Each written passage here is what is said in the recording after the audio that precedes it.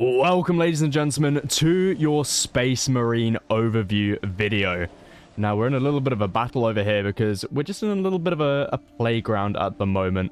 I'm going to show you all of the units that the Space Marine have to offer, and unfortunately, I can't do that without the enemy pestering me, but I guess that means you can see the units in use, like this Land Raider absolutely destroying the Dark Eldar right there.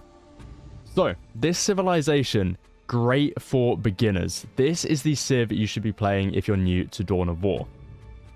It's got the classic Space Marine. You can see there they are, Space Marine squad. Plenty of commanders. You can see all of these guys here are commanders, apart from this guy. These guys are not. They're Scout Marines. We do have another one in here, but I don't have the space, I don't think. Okay, we can create one more there. Anyway, I'm going to be showing you all of the units here while these guys do their thing. So, starting off, Tier 1. Your Stronghold has 3 tiers to it. Stronghold is your HQ. You have 3 tiers which you'll go throughout the whole game. You start in Tier 1, and you can upgrade to Tier 2, and then Tier 3. In Tier 1, you have access to the Chapel Barracks and the Armory. And you have to build one of these to then upgrade to Tier 2. Once you get to Tier 2, you can then build the Machine Cult and the Sacred Artifact. And you have to build one of these to upgrade to Tier 3. And then once you get to Tier 3, you can build the Orbital Relay. These are pretty much all of the important buildings that you're going to need to know for the Space Marine. Of course, you do have the Plasma Generator here, producing us that power. And then, of course, the Listening Post on the post here. And then the Heavy Bolter Turret, which is just your little defensive turret. So, what can you make from the Chapel Barracks? This is where you're going to be making all of your infantry from. You can see here, you've got your Space Marine and your Assault Marine squad. These are your 2 Tier 1 squads. You can also make the Force Commander in Tier 1 as well. So, these guys are just your basic infantry, but they're very, very flexible. This is why they're so good for beginners, because you have so many options. Look at this. You've got flamers, you've got heavy bolters, and then once you upgrade a little bit more, you can add plasma guns and missile launchers. The missile launchers very good at sieging. Plasma guns very good at taking out heavily armored units. Heavy bolters basically just better versions of the guns they've got, so pretty good against infantry. And then flamers, very good at decreasing morale on units. And also, if there's like a big horde of units, Flamer is going to be very, very nice in that situation. But Space Marines are very, very good at adapting, because you can just add these on the battlefield whenever you want. And you can have a maximum squad size of 8, and 4 of them can hold different equipment. Though you do have to upgrade that. At the moment, you can only get 2. But in the Armory here, the second building in Tier 1, you can upgrade with the Heavy Weapon Increase upgrade. Then we've got the Assault Marine Squad. Basically just a very fast unit. A little bit stronger when it comes to the melee. We can see here melee damage a little bit higher. Range damage not quite so good. But the unique thing about the Assault Marine Squad here is that they can jump. We can see here to the skies. There we go. So they can't jump over the cliff normally, but with the jump ability, they can do that, which is pretty sick. Very, very cool right there. So, then upgrading to Tier 2, you unlock a whole load more units. We're still being attacked over here. I do apologize for that. But Tier 2 unlocks some more units, because you have access to the Machine Cult and the Sacred Artifact. The Sacred Artifact unlocks the Librarian as a commander, but also it unlocks my favorite unit in this faction, Grey Knights. Look at these bad boys. These guys are so damn cool, and look at the melee damage on that. And look at the health. 2,400 health, between 80 and 120 melee attack. If we compare that to the Assault Marine Squad, loads more health, loads more attack, and they don't have any morale, so you don't need to worry about morale with these guys. You can have a max size of 6. So these guys are really strong. You want to pair them with probably the Librarian You can get some good combos there because we do have some cool little abilities here. So let's keep them split up for now. You've got Psychic Intuition, which generates a psychic energy that tortures enemy units. So if there's a particular enemy squad that's quite strong, using this ability on them is really, really nice. Definitely something you want to be doing. And then the Librarian here has some abilities. He's got Smite. Librarian delivers a powerful psychic blast at the target location. So let's just use it here. Gives you a little view. Obviously no units, but very nice little attack. And you can actually get more upgrades for the Librarian. You can see we've got a few other upgrades in here just to give him a couple more abilities. And also you've got the Commander Veteran upgrade. You can upgrade this a couple times to give him a little bit more health, a little bit more attack. So that is everything for tier 2 when it comes to infantry. But then obviously we've got the Machine Cult, and this unlocks a fair few. Okay, so we've got the Rhino Transport. This is something you're going to be making quite a bit with this civilization, because this faction is very, very strong when it comes to units. However, apart from the Assault Marine squad, the units are very slow. You can see it takes them a long time. Now, it's no Necron, yeah, but it's still slow. So you're going to be using these Rhino Transporters quite a bit just to navigate your way around the map. Like, especially on this map, look how big this map is. It's going to take ages to go from different critical locations or relics. So Rhino Transporters, very helpful. They can stick 2 squads in each one. Okay, we can't stick Assault Marine squads in, but you get the point. Let's bring them out. Then we have got Land Speeder and Land Speeder Tempest. Now, I don't have enough population to show you the Land Speeder, but I have made the Land Speeder Tempest, which is basically the same thing, but it flies. Like, flies higher. Because this guy can fly. He can fly over cliffs and stuff. Pretty cool unit. Very good up against infantry. And the next thing, we've got Dreadnought and Hellfire Dreadnought. Now, we've got the Dreadnought out here. He's a nice little anti-infantry unit. And then we've got the Hellfire Dreadnought in here, which is an orbital relay. And the cool thing about the orbital relay is that when you create units out of it, you get to choose where you want to put it. It has to be in line of sight, but you get the idea. So if you're out here in the middle of battle, let's say you're in the enemy's base, boom. Instead of your Dreadnought walking across the whole map, it teleports in like that, which is pretty sick. But Hellfire Dreadnought, very, very strong unit. It's got a massive flamethrower, so who doesn't like a massive flamethrower? Okay, next up, we have got these 3 here. But that comes in tier number 3. So, upgrade to tier number 3. We built one of these. Tier 3, boom. Upgraded in the Stronghold. We now have access to the Terminator Squad and the Assault Terminator Veteran. And the cool thing about these is that they come in Deep Strike, which is exactly the same thing as the Orbital Relay. And when they spawn in, they're here, and you get to click anywhere in line of sight where you want them to spawn in.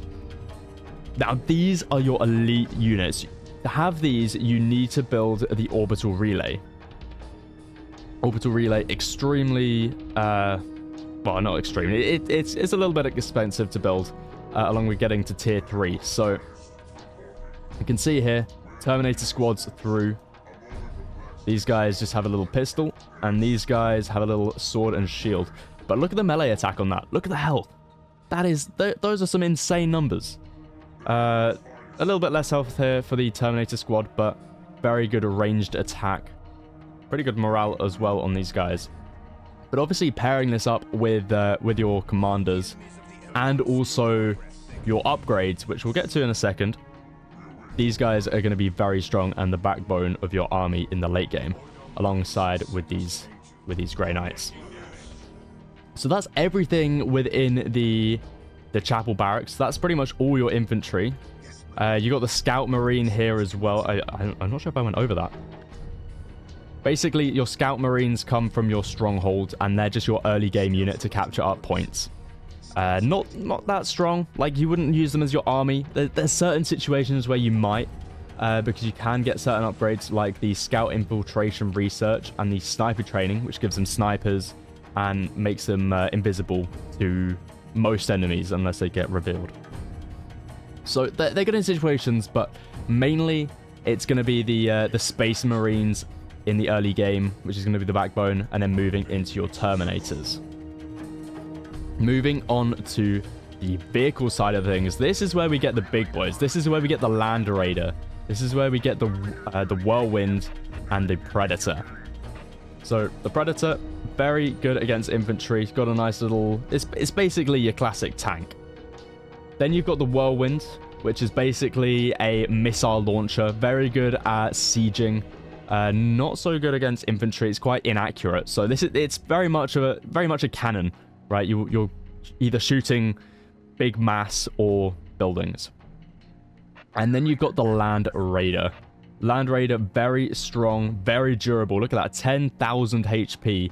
And the cool thing about this is that you can actually stick units in it as well. So it's a bit like a mix between... it's basically a little bit of all of your vehicles in one, because you can see it's got some cannon on the side, a machine gun on top, and then it can hold a unit as well. I believe it can hold 2 Marine squads. It's just because these guys are big boys. So that is pretty much all your units for this faction. Your commanders here, very, very strong. You want to be making these. And then we've got these guys as well. Apothecary. Apothecary? I'm not exactly sure how you pronounce that. I've never had to say it out loud before. But you can make these from the Sacred Artifact. And you attach them to a squad like a commander. You can't have a commander and one of these guys at the same time on a squad. But they're nowhere near as strong as a commander. However, they heal your units pretty damn fast. It times the regeneration rate by 4. So they can be useful in certain situations. But yeah, you want to be keeping the commanders on your important units like the Terminators and the Grey Knights. So that's pretty much everything apart from the armory where your upgrades are. So here you can get your heavy weapons upgrade, your Furious Charge upgrade, allows Grey Knights to approach enemies at blinding speed.